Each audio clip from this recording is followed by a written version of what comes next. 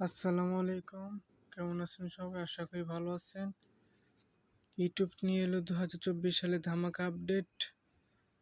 এখন থেকে ইউটিউব চ্যানেলে নেইমার সার্চ করতে হবে না।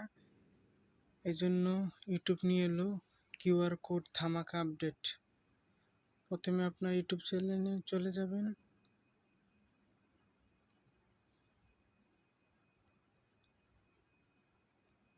এরপর উপরে 3 ডট অপশনে ক্লিক করবেন।